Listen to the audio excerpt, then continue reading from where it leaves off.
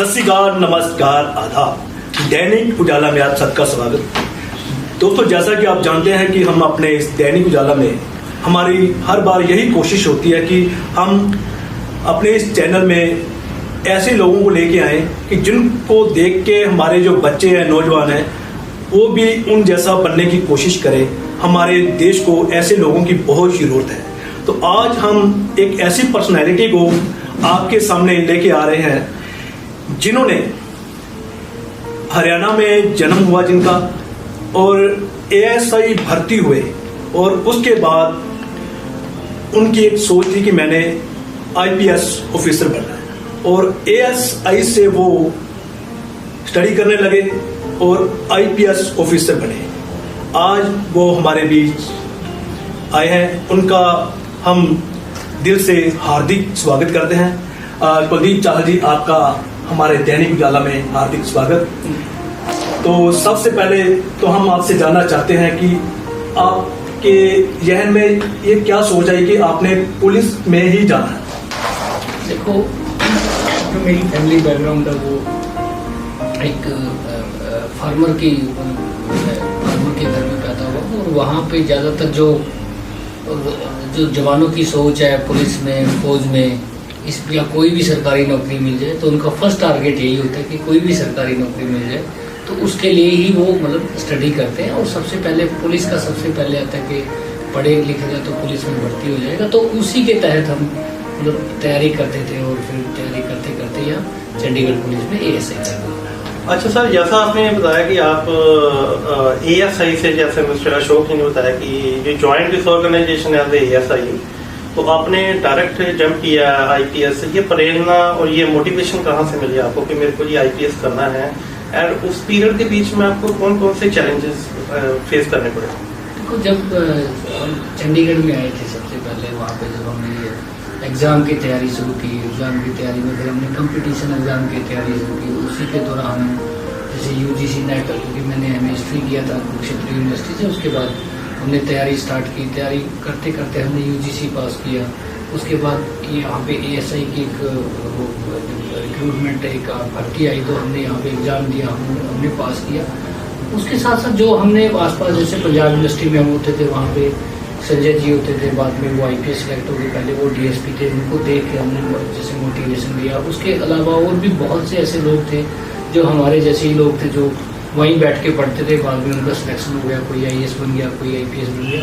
उनको देखते हुए हमने ये जो उनसे हमें सीखने को मिला कि जब ये लोग कर सकते हैं तो हम क्यों नहीं कर सकते, वे हम भी मतलब यूपीएससी की तरफ जाएं। और फिर हमने उस साइड गए और हमने जो मेहनत की, और परमात्मा की दया से हमारा फिर 2009 में आईपीएस में सिलेक्शन हो गया। जैसा कि आपने बताया कि अभी आपकी एज अराउंड 39 प्लस है, and such young age you have become SSP Chandigarh police में। तो मेरा क्वेश्चन अब ये है कि जैसे पहले आप एएसआई थे, ठीक है, एएसआई के दौरान वर्क कल्चर कैसा था, और अब आके वर्क कल्चर जो बीच वाला जो जर्नी है, कि इसको आप कैसे डिफरेंशिएट करोगे? देखो, जब हम चंडीगढ़ पुलिस में थे, वो आप एएसआई लेवल पे आप काम करते हैं तो आपको बिल्कुल एब्सोल्युटली ग्राउंड लेवल पे ही काम करना होता है, और केस को आपको पर्सनली लिखना होता है, पर्सनली आपको कोर्ट में जाना पड़ता है, और जो भी गवाही वगैरह जो डे टू डे के जो पुलिस के बिल्कुल ग्राउंड लेवल के काम आपको उसको वो पर्सनली करने पड़ते हैं। उसके बाद जब आप सुपरविजन लेवल पे आते हैं तो आपका एक जो रोल है वो डिफरेंट हो जाता है। आपकी सुपरविजन है, केस सुपरविजन है, ओवरऑल सुपरविजन है, तो दोनों चीज़ जमीन आसमान का फर्क है। आप कहाँ आप ग्राउंड लेवल पे काम करते हो, प्रैक्टिकल। उसके अलावा जब आप ऑफिसर लेवल पे आ जाते हो, सुपरविजन लेवल पे आते हो, तो आपको एक पर्सपेक्टिव व्यू रखना होता है, ओवरऑल सबको साथ लेके चलना होता है। बहुत सी ऐसी चीज़ें होती हैं जो आपको साथ लेके चलनी होती है।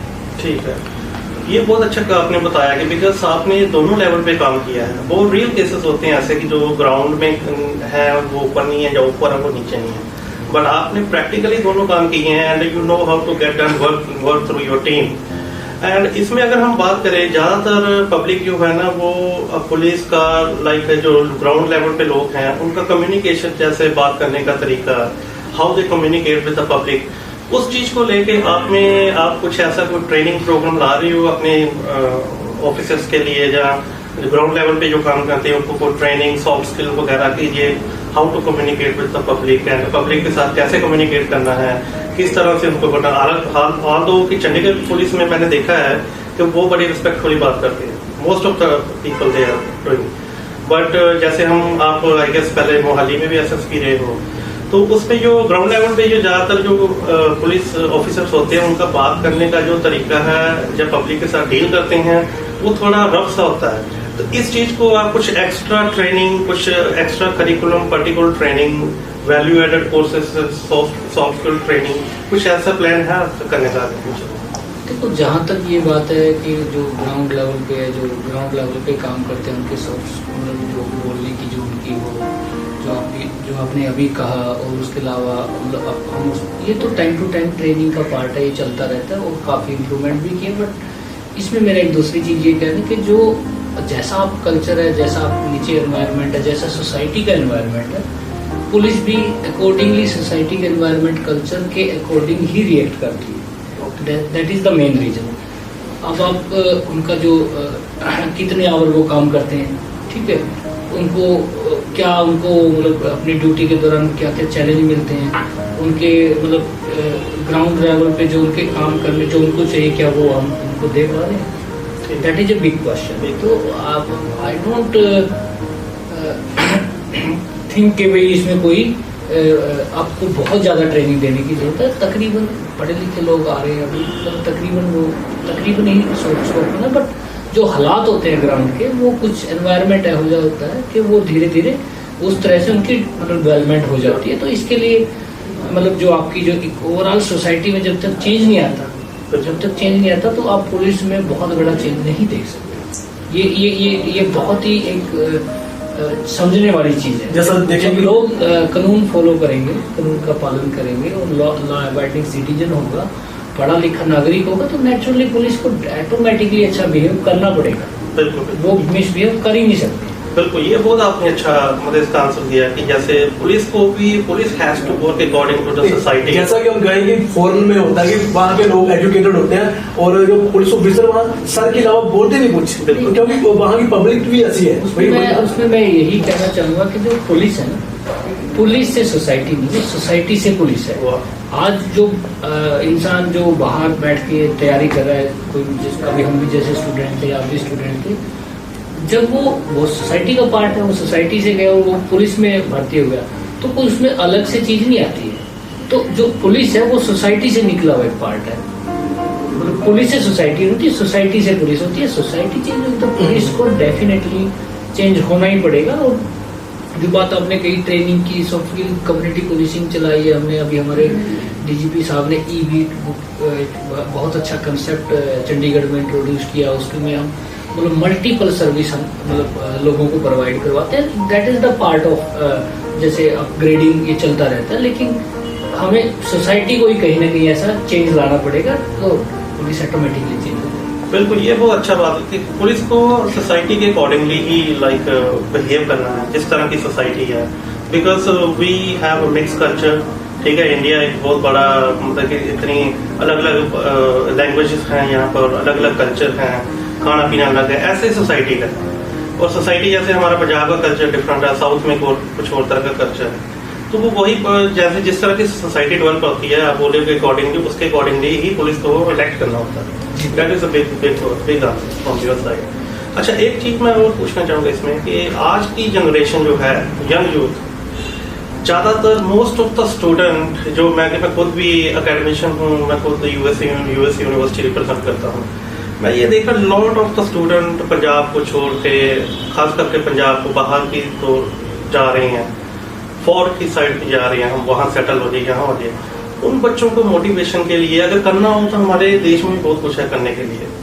मतलब अगर आप में वो एक जोश हो, एक मोटिवेशन, एक फायर हो, एक इंस्पिरेशन हो, तो करने के लिए जैसे आप यंग एज में आप एसएसपी अभी हो, एग्जांपल है सामने बैठा, लाइव एग्जांपल आप हो, तो क्या मैसेज आप दोगे हमारी यंग यूथ को, जो स्टूडेंट्स हैं खास करके, कि उनको मतलब अपने देश में ही अगर वो बहुत सारी चीजें हैं जो ले सकते हैं, मकाम हासिल कर सकते हैं, उसके लिए आप क्या? डेफिनेटली बिल्कुल कर सकते हैं, और जितना स्कोप अपने देश में है शायद इतना स्कोप कहीं और नहीं है आप।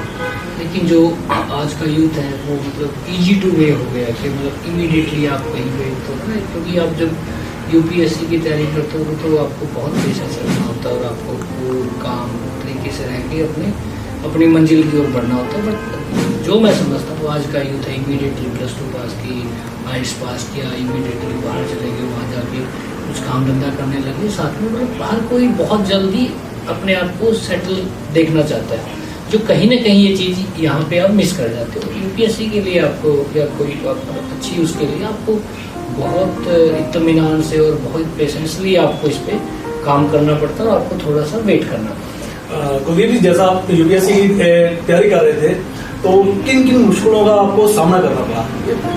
क्या मुश्किलें तो आती है? देखो मुश्किल, ये चैलेंज, ये तो लाइफ का एक पार्ट है। एंड जैसे मतलब हम जब ग्रेजुएशन तक तो गांव में ही रहे, गांव से ही मतलब अप डाउन करते थे 5 किलोमीटर टाउन में। उसके बाद हम जब आप यहाँ पे आ जाते हो तो आपको एक बहुत ही अलग कल्चर मिलता है, उसमें आपको एडजस्ट होने में ही टाइम लगता है। फिर आप जैसे हमारी लैंग्वेज बैरियर भी होती है। नहीं, जैसे मान लो कि आप ड्यूटी भी कर रहे थे अपने एएसआई में और साथ में यूपीएससी की तैयारी करते, तो मुश्किल तो आती है, ड्यूटी भी देनी, तैयारी भी करनी। डेफिनेटली आपको अपने आप को टाइम मैनेजमेंट तो करना ही पड़ता है। जैसे मैंने आपको 2:30 का टाइम दिया, बट मैं टाइम का पक्का हूँ, फिर भी मैंने आपको टाइम दिया था, तो इसलिए मैंने इसको रोके। तो वहाँ पे भी ऐसा ही टाइम है, आपको टाइम मैनेज करना पड़ता है आपको। एंड आपको लाइफ में जब डिसिप्लिन हो, अब टाइम मैनेजमेंट आपको आती है, तो इस तरह की कोई चीज़ें नहीं है कि आप ना कर पाओ, आप इजीली इन चीज़ों को मैनेज कर लेते हो, क्योंकि आप फालतू चीज़ों पे टाइम नहीं वेस्ट करते हो। आपका फोकस है एक पर्टिकुलर चीज़ के लिए, तो आप उस फोकस पर कंसंट्रेट करते हो। ये बहुत अच्छा पॉइंट बताया आपने। ओवरऑल जैसे थ्रू आउट द इंटरव्यू ये चीज मेरे को समझ आई है कि आपका जो सक्सेस के पीछे एक टाइम मैनेजमेंट बड़ा इंपॉर्टेंट था, मतलब आपने टाइम को वैल्यू दी है। कहते हैं ना कि if you kill the time, time will kill you. अगर हम टाइम से वो चीज नहीं ले पाते तो टाइम हमें खराब कर देता है। तो ये एक बड़ा ग्रेट मैसेज है फॉर द एंटायर यूथ कि time management is the most important. What I believe, personally भी बिलीव करता हूँ कि उसके पीछे ही अगर आप हर चीज मैनेज कर कोई टाइम के हिसाब से चलोगे ना, तो you can easily achieve your goal. ये मेरा बिल्कुल टाइम की जो एक बहुत बेसकीमती चीज है और इसको गंवाना नहीं चाहिए। सबसे बड़ी मतलब अपनी लाइफ में आप डे बेसिस पे मतलब आप जैसे हम दिनचर्या जो हमारी होती है उसमें भी हमें डिसिप्लिन रहना चाहिए, टाइम पे उठना चाहिए, टाइम पे ही सोना चाहिए, टाइम पे ही खाना चाहिए। 99% जो भी इंसान इस तरह की चीज़ों को फॉलो करता है, 99% वो अपनी जीवन में संतुष्ट भी होता है और कामयाब भी होता है। जरूरी नहीं है कि सारे ही IAS IPS बने या कोई नहीं, लेकिन मोस्टली जो भी इंसान मतलब नेचर के अकॉर्डिंग अपने आप को डिसिप्लिन रखता है वो तकरीबन ही अपनी लाइफ में संतुष्ट होता है। अच्छा, एक मेरा पर्सनल क्वेश्चन आपसे ये है कि आप इतने फिट हो, तो लाइक आपकी एक्सरसाइज क्या अभी भी कंटिन्यू है, योगा करते हो या क्या, उसके पीछे ये फिटनेस का राज क्या है? राज क्या है? नहीं, ऐसे इतनी भी ज़्यादा फिट नहीं है, बट ये है कि शुरू से गांव में रहे, गांव में खेतों में काम करते थे, वैसे ही फिट रहते थे। बाद में एक्सरसाइज जैसे गांव में कबड्डी वगैरह भी खेल लेते थे, तो वैसे ही मतलब एक शौक है आपको एक्सरसाइज करने का। तो अभी भी जब भी टाइम मिलता है तो हम मतलब एक्सरसाइज कर लेते हैं, रनिंग कर लेते हैं, थोड़ी बहुत एक्सरसाइज। ग्रेट। तो आप मैसेज क्या देना चाहोगे जो हमारे जो नवी जनरेशन है, जो बच्चे हैं, उनको कोई मैसेज देना चाहोगे? मैं तो यही रिक्वेस्ट करूंगा कि जो यूथ है खास करके कि आप अपनी लाइफ में डिसिप्लिन रखो, पेशेंस रखो और अपना जो आपने कोई भी आपने एम या कोई अपना लक्ष्य आपने निर्धारित किया उस पर फोकस करो और दिलो जान से उस फोकस के पीछे लगे रहो, तो आपको 100% कामयाबी मिलेगी। और जब आप लाइफ में डिसिप्लिन होते हैं तो आपकी बहुत सी जो बुरी आदतें जो युवावस्था के दौरान आपको मतलब अट्रैक्ट करती हैं खासकर, क्योंकि बुरी चीज़ें बहुत जल्दी अट्रैक्ट करती हैं। तो अब जब आप लाइफ में डिसिप्लिन रहोगे तो ऑटोमेटिकली आप उन चीज़ों से दूर होके और अपने जो आपका रियल जो आपका एम है आप उसकी तरफ अपने आप ही चल पड़ोगे। तो ये बड़ा अच्छा मैसेज दिया है लाइक मिस्टर कुलदीप सिंह चाहल जो कि SSP अभी चंडीगढ़ में है। 3 चीजें निकल के आई हैं इनकी पूरी, जो हमें समझ आया पूरे चैनल को। एक डिसिप्लिन, दूसरा पेशेंस और तीसरा टाइम मैनेजमेंट। और ये हर चीज़ को फोकस होके करो। अगर आप फोकस होके अपना उसको पूरा लगन से आप काम करते हो तो कोई भी चीज़ ऐसी नहीं है, nothing is impossible in this world. तो आप इजीली ये चीज़ अपना यंग यूथ के लिए मैसेज है कि आपको फोकस होके काम करना, हर चीज़ पर लगन लगा के। एक पूरा उसके अंदर मेडिटेशन क्या है, एक फोकस है किसी चीज़ के ऊपर, हम पूरा ध्यान लगा के काम कर रहे हैं तो वो चीज़ ऑटोमेटिकली ही वो पॉजिटिव वाइब्स आनी शुरू हो जाती है उसमें। तो ये थे हमारे साथ मिस्टर कुलदीप सिंह चाहल, SSP चंडीगढ़। तो thank you very much sir हमारे शो में आने के लिए, एंड स्पेशली आपने हमें टाइम दिया, आपने बुलाया, तो थैंक यू वेरी मच। ये मिस्टर शो की इस टॉक शो को उम्मीद है कि हमारे जो दर्शक प्रोग्राम देख रहे हैं और उनको जो आज हमने एक अच्छा मैसेज देने के लिए स्पेशल कुलदीप चाहल जी से ये टाइम लिया।